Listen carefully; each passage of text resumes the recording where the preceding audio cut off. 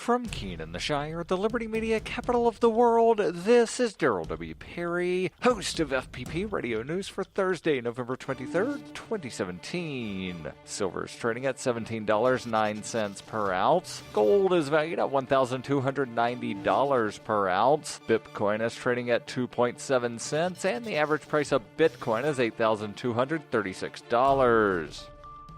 Antiwar.com reports following Lebanon's Independence Day celebration, Prime Minister Saad Harari met with President Michael Aoun and has announced that he is suspending his previous resignation pending further talks. Though Harari reiterated his denial of reports that he was forced to resign during his visit to Saudi Arabia, the fact that he has now suspended the resignation and is suggesting an openness to staying in power outright will doubtless add to speculation that his statements in Saudi Arabia weren't exactly voluntary. There's a lot of concern about a Saudi-led blockade targeting the nation, and Saudi Arabia is known to prefer Harari's brother, who is seen as more willing to toe the Saudi line. The Saudis are positioning Lebanon as part of Iran's regional bloc because Hezbollah is a powerful political party there. The Lebanese government is structured in such a way as to ensure any government includes Shiites, Sunnis, and Christians in prominent positions, and the fact that Hezbollah is such a large Shiite party virtually assures that they'll be a member of most viable coalitions.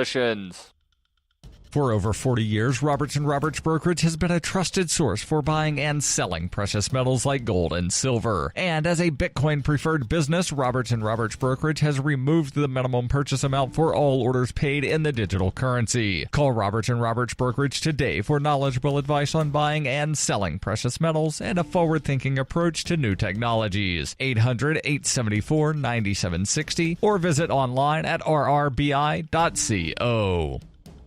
UPI reports a federal judge on Wednesday rejected the Trump administration's request to throw out a lawsuit against a presidential permit allowing the Keystone XL oil pipeline to cross the U.S.-Canadian border. The lawsuit was brought in March by the Indigenous Environment Network, the Center for Biological Diversity, and other environmental groups against the administration and TransCanada, which is building the pipeline. The plaintiff said the U.S. Department of State used an inadequate and outdated environmental review of the pipeline from January 2014. They said the assessment must be updated before a permit can be issued. The Trump administration and TransCanada said the lawsuit should be dismissed because the environmental organizations don't have sufficient interest in the native species that could be harmed in a possible oil spill. U.S. District Judge Brian Morris of Montana disagreed, saying the members of the organizations live in the states through which the pipeline would be built and highly value and have studied the protected species whose habitat the Keystone XL pipeline threatens. The Center for Biological Diversity welcomed the ruling. Jared Margolis, a senior attorney at the center, said this is a key step towards holding the Trump administration accountable for recklessly approving this dirty and incredibly dangerous pipeline. Keystone would be a catastrophe for endangered wildlife and our climate, and we'll keep fighting until it's dead and buried. Earlier this week, Nebraska's Public Service Commission sided against the preferred route for the Keystone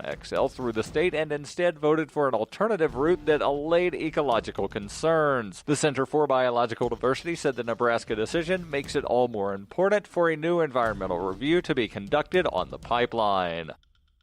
Born into a devastating world and raised among the crowd, the Cloudwalker assumes a new identity and begins the unrelenting quest for truth. In this epic journey, he discovers dark secrets about aspects of his previous life that he once trusted. Through the Journal of the Cloudwalker, he shares both the traumatic hardships and the eternal beauties of his experiences. Fueled in the beginning by his unsettling thoughts and emotions, he learns how to find peace with everything he has woken up to. Dear Society by the Cloudwalker is available from Amazon.com and all major bookstores. Reuters reports Americans overwhelmed by crowded highways and the prospect of cooking a turkey and all the trimmings for Thanksgiving holiday dinner are turning for relief to the latest social media-driven holiday, Friendsgiving. From low-key gatherings of college buddies ahead of a holiday meal with family to intricately choreographed potlucks on Thanksgiving Day proper, celebrated this year on November 23rd, Americans are sharing ways to avoid the stress of family gatherings. The number of people discussing Friendsgiving on social media sites, including Twitter and Instagram, has quadrupled this year compared with 2016, according to a review by social media analytics company Brandwatch. The review found the word fun appeared 4 more times as often in tweets that mentioned Friendsgiving as it did in those about Thanksgiving. This has been FPP Radio News, online at fppradio.com.